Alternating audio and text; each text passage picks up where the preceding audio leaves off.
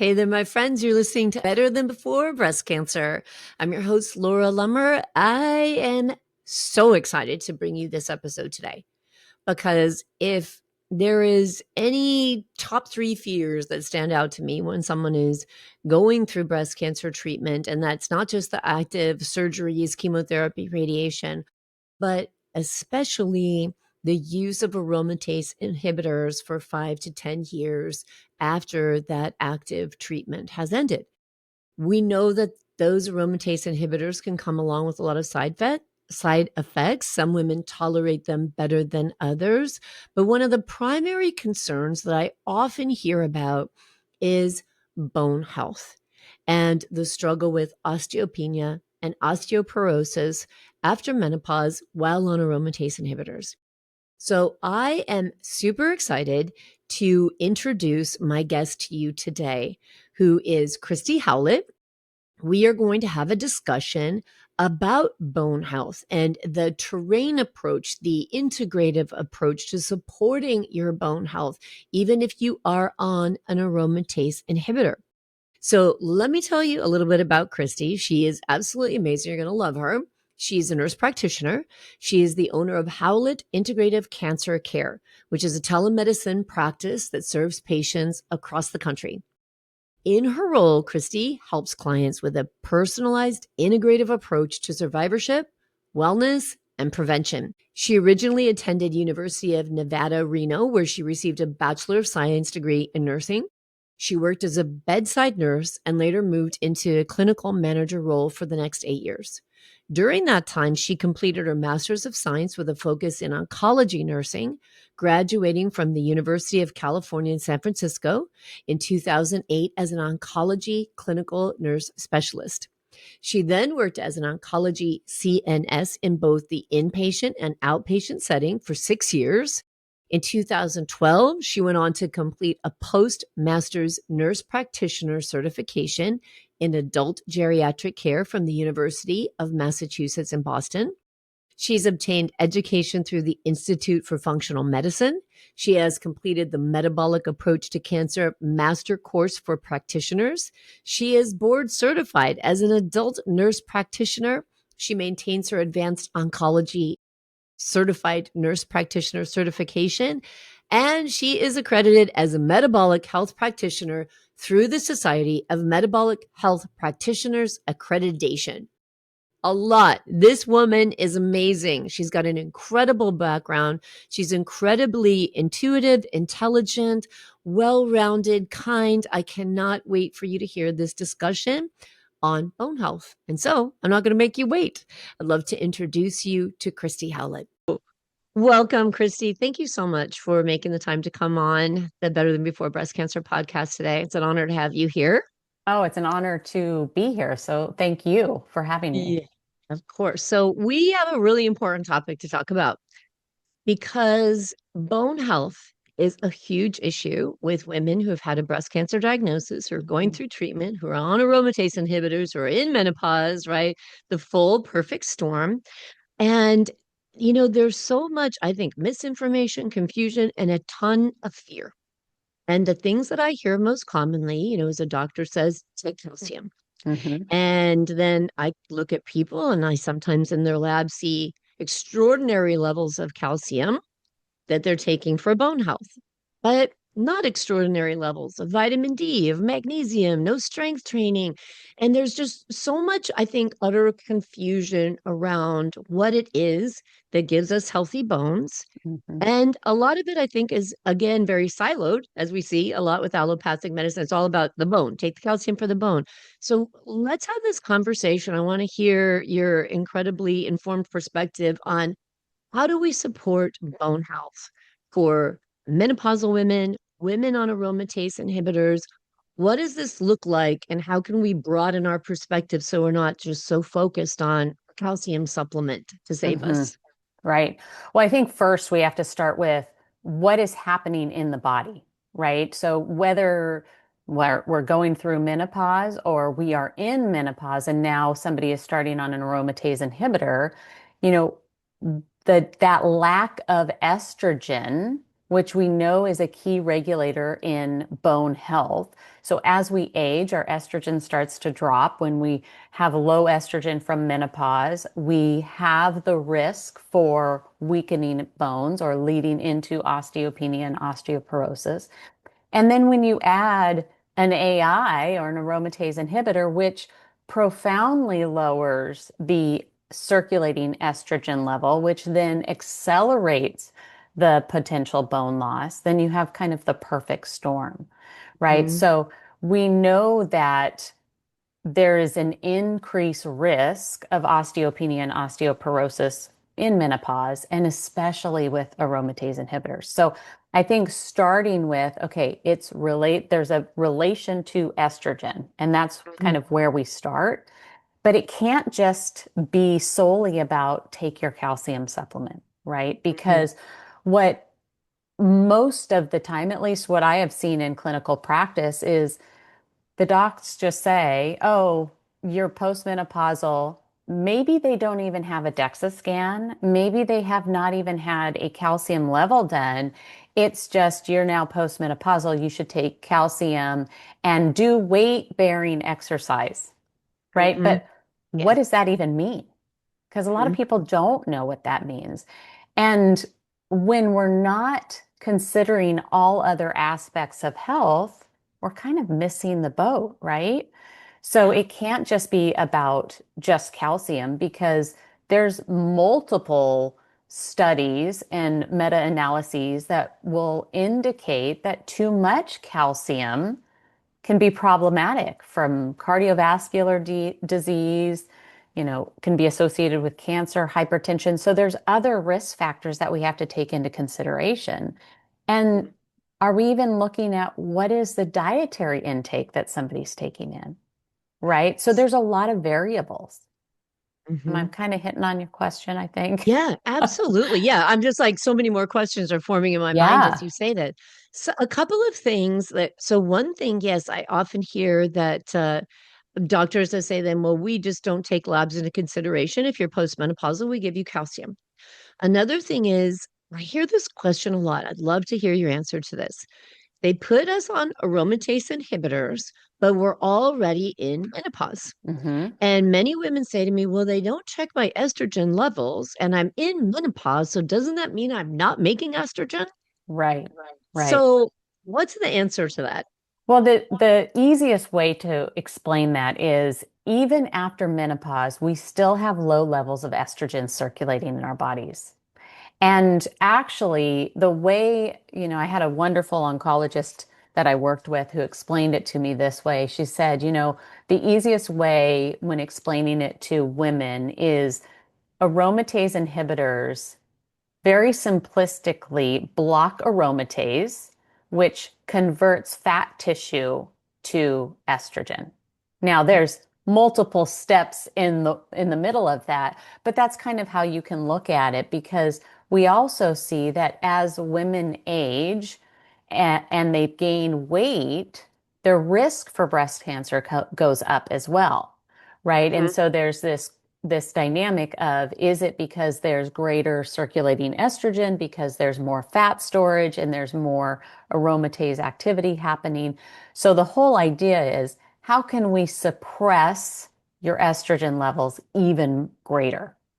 Mhm. Does that make Can you sense? speak? Yeah. Can you speak to that for a minute? How is excess adipose tissue impacting estrogen production?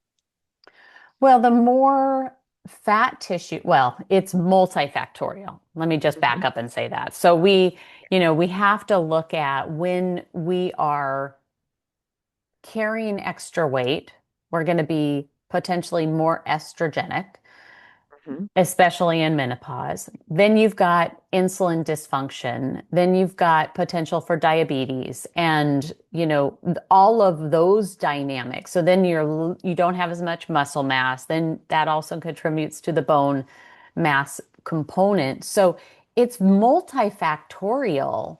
especially as women age when they're like, well, wait a minute, my ovaries have stopped working. I shouldn't be producing any estrogen. But no, really, we are at very low levels still from the fat tissues because of aromatase and how the body is working with this dysfunctional terrain Yeah. because of metabolically what's going on in the person. Yeah, I love that picture you painted because to me, that is a picture of so much empowerment because it's so much opportunity Mm-hmm. to do things we have control over to change the way the metabolism works.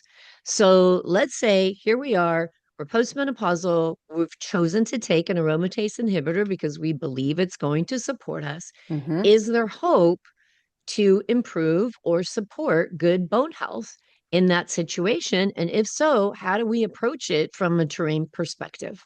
Well, so I think first and foremost, we have to look at is is there the ability to reverse osteopenia or osteoporosis when on a aromatase inhibitor? And there's really no good research that shows that that can be done. I mean, I think there's many of us in clinical practice that have seen it when you layer in these lifestyle factors that help improve metabolic health.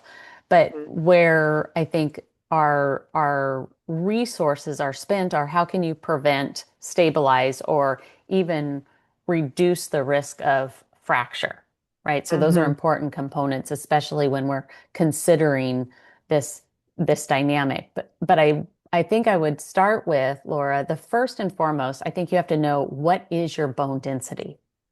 Mhm. Right. And the recommendation is that everyone who is placed on an aromatase inhibitor should have a DEXA scan prior Mhm. to starting. And I'm actually surprised at how many do not. I've never had one. I mean, not Well, by my doctors. I've oh, gotten them outside, uh-huh. but yeah, in 14 years of being treated and in 5 years with metastatic disease, my doctors never ordered a DEXA scan. So it's interesting because if your healthcare system or your hospital that you go to is um, has an accreditation in cancer care, that Mhm. is one of the check the boxes, if you will, like one of the Okay. things that should be looked at. And so those systems can technically get dinged if they have not met that criteria. So over so many patients.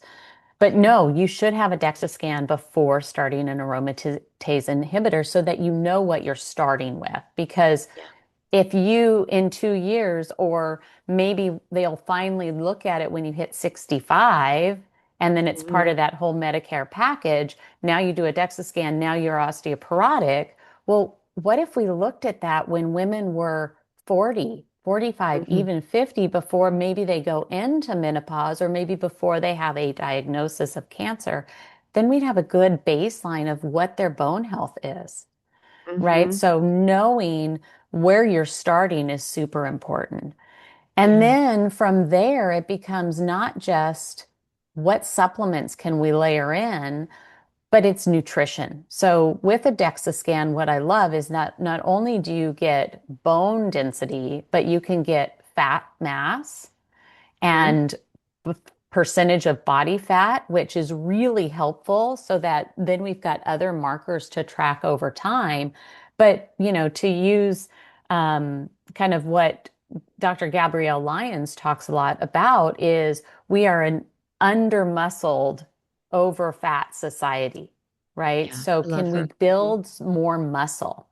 And, unfortunately, as women, historically, as we've aged, we've tended, many of us grew up in an era, and especially, those who are older than me, even more so, where it was all about cardio. And if Mhm. I lifted weights, I was going to get too bulky, Yeah. right? Yes. And so just learning how to change that mindset and helping women understand that that's going to help their bodies improve and get stronger and be able to manage the aromatase inhibitors and the potential side effects around them. Mhm. Now, the cool thing about that, and I know I'm kind of going off on a little bit of a tangent here, is more and more oncology programs and survivorship programs within those cancer programs in the accreditation process are building in exercise programs. Love it. Can we refer somebody to an exercise program with physical therapists, with weight training equipment so that they can learn what weight training looks like Hmm. and how to do it safely so they don't walk into a gym because so many women I know have never gone to a gym. Yeah. They don't They're want so to go to a intimidated. gym or they're so intimidated or, what am I gonna, how do I lift these weights? How do I use that machine? So Mhm. to have a cancer program that has access to these ex or has built in that exercise program into their program for patients, I think that's huge too. Yeah. Is that something that, so as a patient, with the information you just shared about DEXA scan, if someone hasn't had one, can they ask for one and should they expect to be able to get it if they're in the system? 100%. I Okay. actually have never, when I've made recommendations in my practice, as an independent telemedicine practitioner, when I've educated the patient, you've started this aromatase inhibitor, you need to ask for a DEXA scan. I've never had a patient come back and say, my doctor said no. Okay, great. And Yeah. is there a recommendation for how frequently you should do a DEXA scan? I personally think that they should be done probably on a yearly basis. Okay. Especially if we see osteopenia, osteoporosis. I know the recommendation, as we age is every 2 years for sure. When I was in the healthcare setting, working in a traditional oncology office, if I was ordering them yearly, patients were having that approved. But I think Okay. that especially if women are doing the work, I think it's so motivating when they can see there's change. It's like, Mm-hmm. okay, I put all of this effort in, and now I've seen, oh, yeah, I have improved my muscle Yeah. mass and my body fat percentage has gone down. And oh, look, they're seeing some changes in the DEXA or in the bone density. So it might not be big changes initially, but slowly starting to see that T-score move can be Mm-hmm. really empowering, especially if you have a clinician who can review that with the patient to say, wow, I can tell you're doing something. Yeah. I love to recommend for my clients to get smart scales. And Hmm. even though they may not be, obviously, DEXA scan is a gold standard, but the BMI thought process is just so, ugh, and the number Yep. on a scale.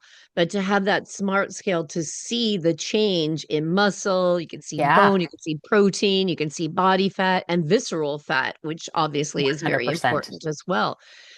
Let's talk about. So, I want to go back a little bit because we started to say there's really no studies that have shown that we could reverse osteopenia, osteoporosis. And yet, you've seen in your practice improvement. What's the combination that Well, I helps want to people? say, I'll just stop for 1 second and say, so there's no real research in women taking aromatase inhibitors that show reversal of osteoporosis. But there are some studies in women who are doing lifestyle changes who are Okay. not taking an aromatase inhibitor. So there is research to support it. It's small, but yes, it can happen.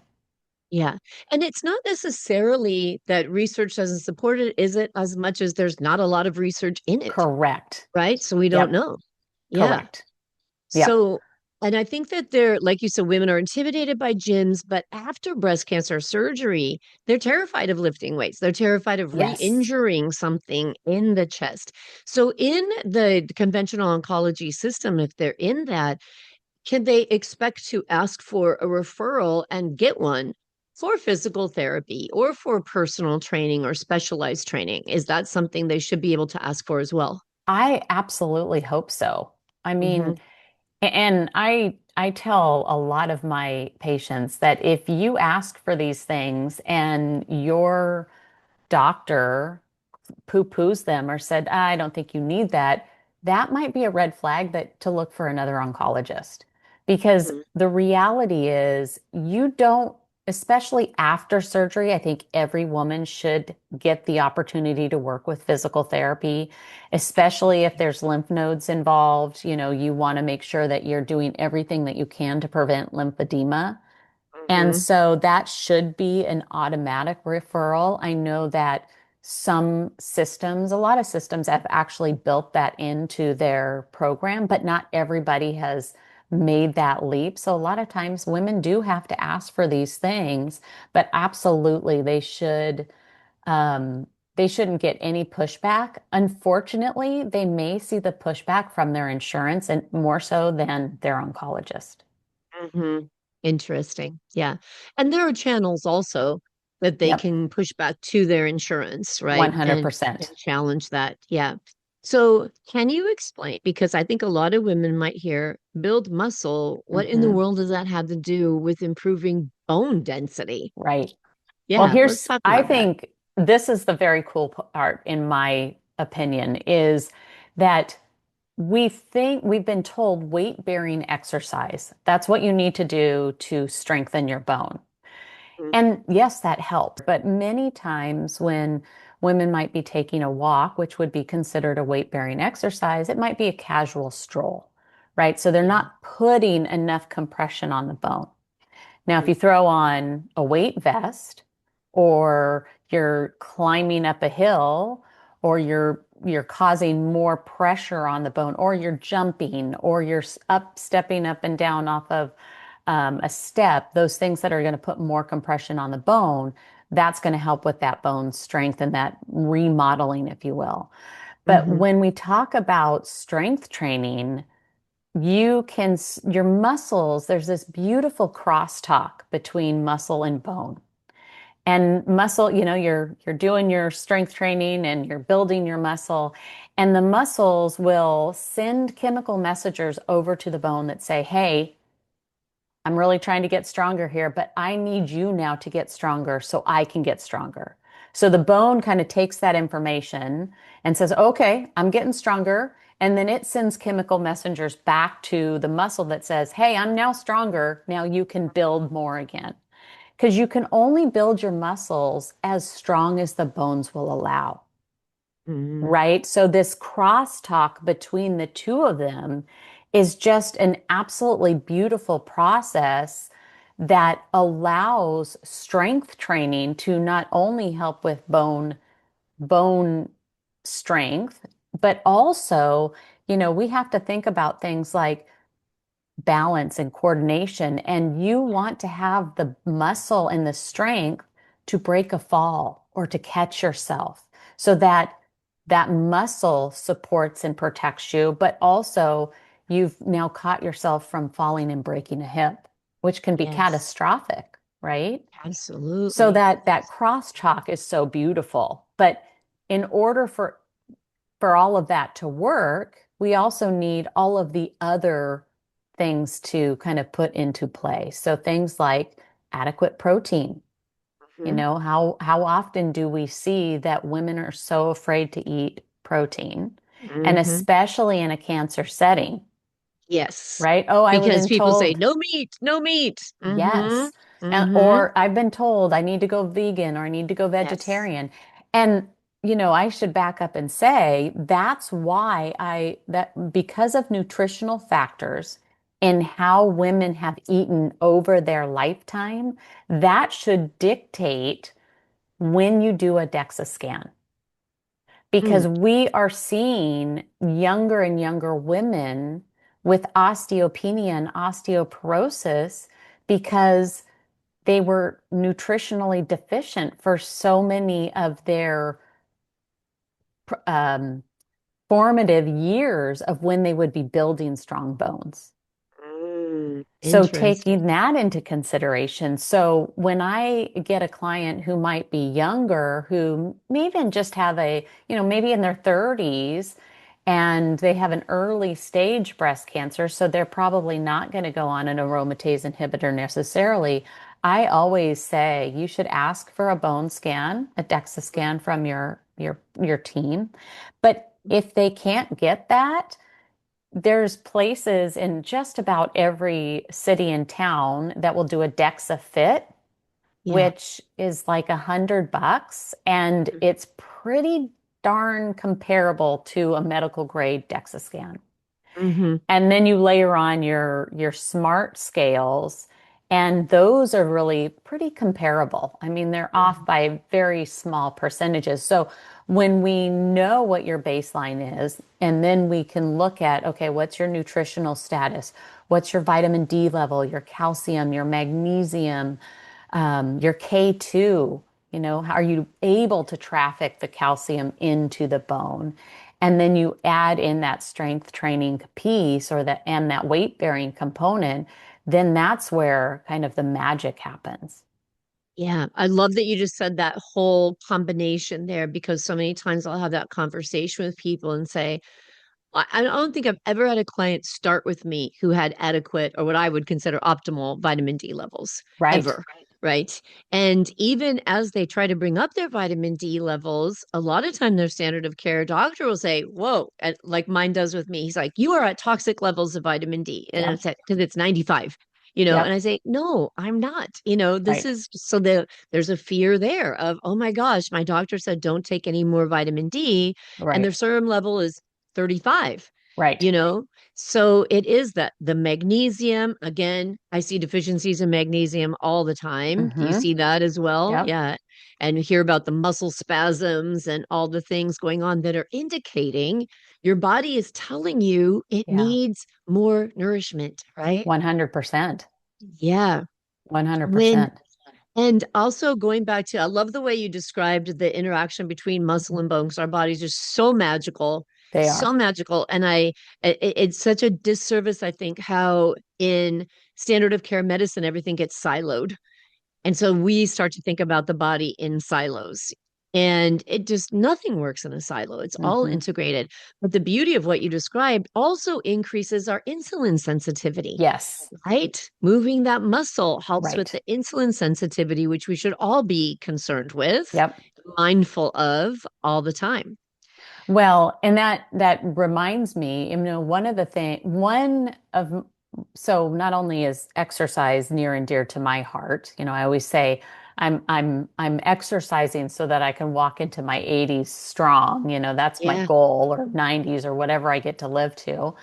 yeah. But one of my other favorite things that I think we don't talk enough about in how it can relate to not only bone health, but also kind of the overall metabolic function is sunlight, Yes. right? So sunlight is absolutely essential in how it regulates our vitamin D, how it Mhm. regulates our circadian rhythm, how it improves our insulin sensitivity.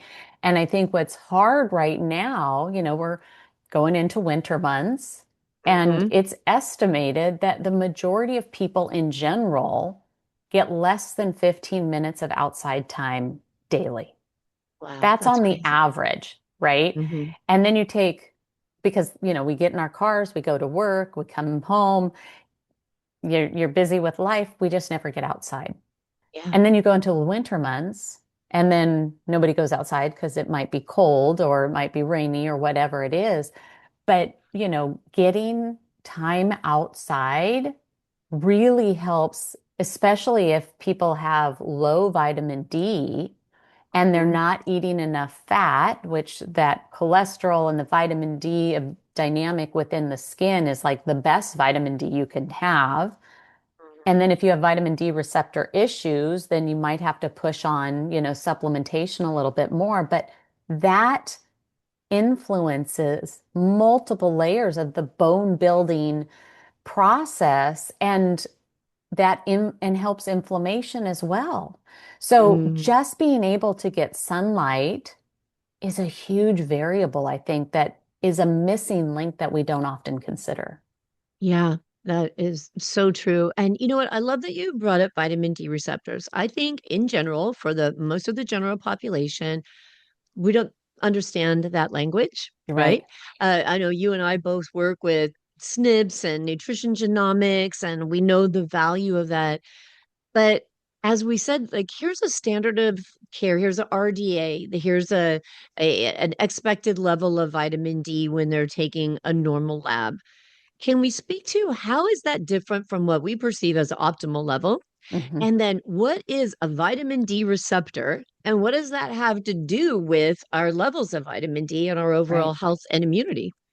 Well, I think that, the in the integrative side of care, we kind of Mhm. lean into having a vitamin D level of at least greater than 60 for most, I think, integrative providers. Some would say even, 80 or higher. Yeah. I tend to be one who I'm comfortable somewhere between the 60 and 100 range. And even in some patients that are even higher than that, it doesn't give me pause, especially if everything else is in alignment, right? Yeah. Right. Now, when we look at vitamin D receptors, we think about them in relation to the SNPs, those single nucleotide polymorphisms, or like, as I like to call them for patients, those little hiccups in your DNA that have the potential to behave badly. Mm-hmm. Right. So if you have these hiccups in your DNA that makes it more difficult for you to have adequate levels of vitamin D, then doing a little bit more to support that process is important. For me personally, I'll give you my personal example. I've got horrible SNPs around Mm-hmm. vitamin D, and Mm-hmm. I love Same. the sun. Mm-hmm. So it took me, I mean, I could barely get my vitamin D to budge above 40. And that was Huh. with supplementation. It was like trying to start a car engine, like it was, it wouldn't go. And Yeah. what I found for me personally, what worked, and this is what I love when I work with patients, it's about finding that personalized approach. For me, it was getting my body into ketosis, number one, so that I could optimize the fat that I was taking in. But then when I was in the sun in ketosis, all of a sudden I watched my vitamin D levels go through the roof.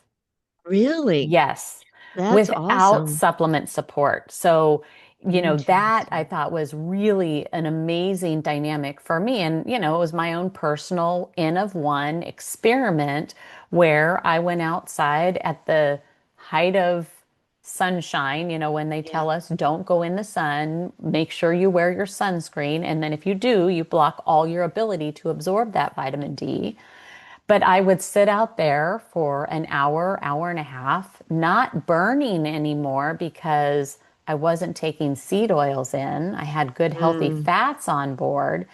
And I was able to not only track there's a great app called D-Minder, which D-minder. Okay. D-Minder, which you can put in, where you are at in the world and how much sunlight are you getting and how much clothing you have on, how much skin is exposed. So I was tracking that amount, and it kind of tells you Mhm. how much vitamin D you're producing basically in that time Interesting. period, which is kind of fun. So if you're Yeah. doing these little experiments on yourself, it was fun for me to go, okay, today I picked up 5,000 units just from being in the sun. But again, it's that personalized approach to figure out what works for the person in front of me. Like I had to Yes. figure out what was going to make my vitamin D do what it needed to do. I wanted to try and figure out if I could do it as naturally as possible because the other thing about vitamin D is it's not just about the bone, it's about every hormone in your body working better. Mm. And then you layer in ketosis, and the utilizing of fat makes every hormone in your body work better. Yeah. And you get this decrease of inflammation. So you mentioned earlier that, we often want to put systems or processes that the body does into these silos. And Mm. the reality is that we are not siloed beings or processes. Everything works together Yeah. to make everything work better, Yes. Yeah. right? So beautiful. Yeah. Absolutely. Yeah. And I think that It's just such an important conversation because, you and I, we both focus, and you said it over and over, which I love, individualized, Yes, personalized. It's like you are special, each individual body, and they all right, function differently. right. And that is why that integrative approach is so important, but we're so conditioned in the RDA, right? Which is the average. And this says this amount is the best on average for everyone. And, most of the population isn't really that educated in what RDAs mean or DRIs or anything of that nature. And so it's fascinating. I say, if we get a car, we know what kind of gas to put in the car. We know what kind of tires it needs. We know what kind of oil it needs so we don't ruin our car. But if we could just spend a little more time getting to understand our body and its Hmm. needs and spend a couple $100 on a nutrition genomics report that is literally like a blueprint that says, Yes. this is you. It's fascinating. Even when I go over a nutrition genomics report with a client, oftentimes they'll be like, so is this just genetics in general? Is this actually me? And Hmm. it's like, no, this is you. This is your body and just your body. And this Right. is what it's saying. It prefers, it doesn't prefer, how it works. It's such valuable information. Well, You and what know, I think is interesting is when I've had those tests, almost every patient has said to me, "Oh my gosh, this tells the story of me. Now I yes. know why I have this or I have that or this didn't work for me." I'm like, exactly. Yeah. And I think, in the world of cancer, once you have a diagnosis, it is a fear-based world in standard of care. It is a powerless world where we don't understand the jargon and the treatments. And many times we're not asked. We're just told, here's what we're going to do for you. And if you Right. don't know, you can ask. You just say, okay, save my life. I don't want to die. Hmm. And so I think that, as an integrative approach, it gives us so much more power. When we have a diagnosis of osteopenia or osteoporosis, again, it feels powerless. And we're told, take calcium or go on this infusion. By the Hmm. way, don't clean your teeth while you're on that infusion, or your jaw can rot away. Right. More fear, more fear. So I really wanted to have this conversation so that women could understand, like, we have so much power here. Hmm. Understanding that whole combination, magnesium, K2, vitamin D, strength training, and what strength training actually means to the body, like how Yes. it works. And I love you said something which I, over the years, because I have a history also as a personal trainer, and how many women are like, I don't want to look like a man. Yeah. And again, just says to me, you don't understand how the female body works. Because if you Right. want to look like a man, you're going to have to do a whole lot of work and take a bunch of steroids, right? Otherwise, that Yes. is never going to happen.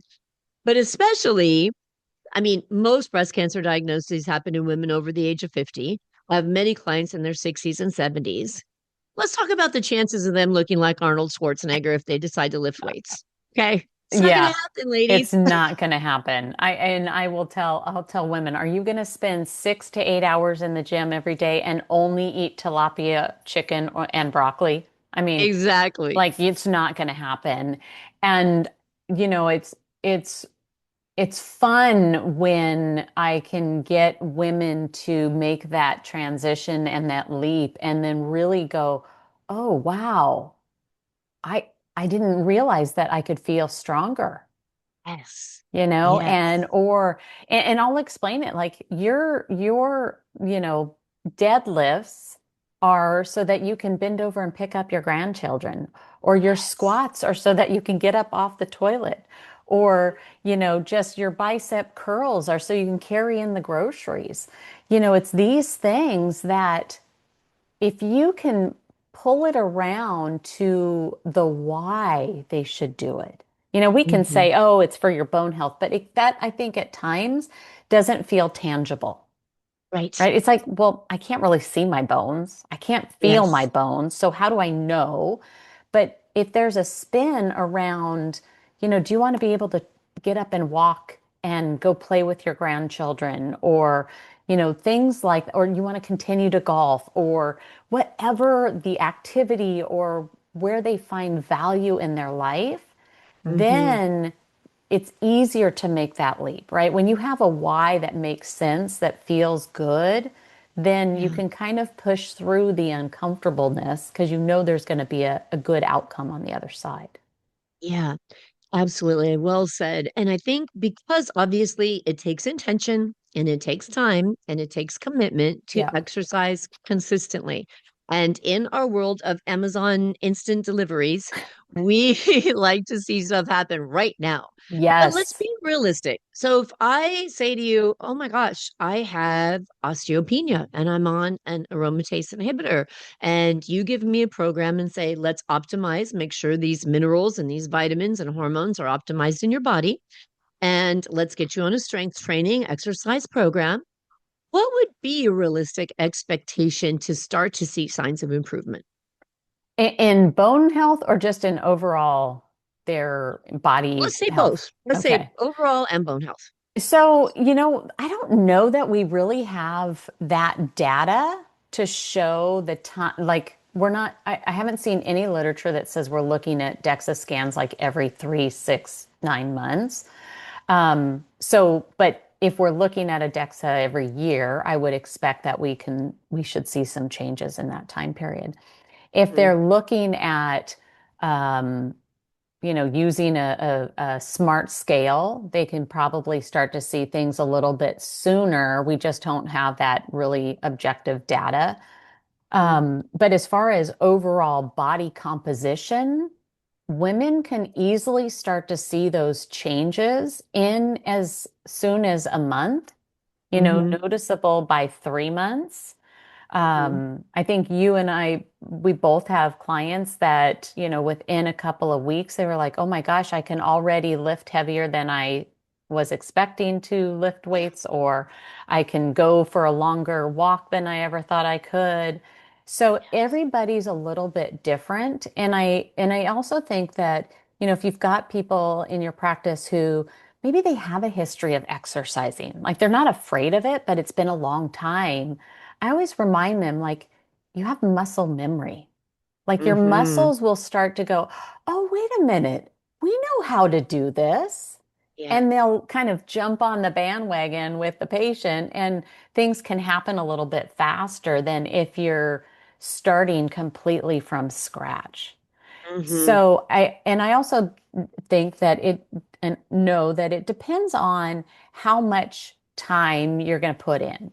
So the Mhm. reality is, when we look at studies, and there's been small studies looking at women post-menopausal on aromatase inhibitors, what the time frame seeing body composition changes in a 3-month period of time. And that was with exercising with strength training 2 to 3 times a week. Mhm. So Okay. it doesn't have to be crazy amounts of time. I mean, they do not, I don't go, my gym is in my garage. So I roll out to my garage 3 days a week. That's Mhm. it Mhm. from a Yeah. strength training perspective. But I do think on the other days, or in addition to adding in, that weight bearing component. So maybe it's taking a walk with a weighted vest, you're getting outside, especially if you can do that at sunrise or sunset is Yeah. optimal. Can you throw in maybe jumping rope or just stepping up on a block and stepping down? Those little things can be a huge addition to adding to not only that muscle, but also the bone. Yeah. And you know what else? To the confidence. Oh, 100%. Right? It's like muscle is the physical form of confidence. And we Yes. start feeling stronger, we start feeling more capable, we start believing in ourselves more. Yeah. And you mentioned a weighted vest a couple of times, and my God, those things are heavy. You get Yes. some heavy weighted vests. And, I have one that you can take the little weights out of it so you Yes. can adjust it, right? From 11 pounds to Yeah. 20 pounds.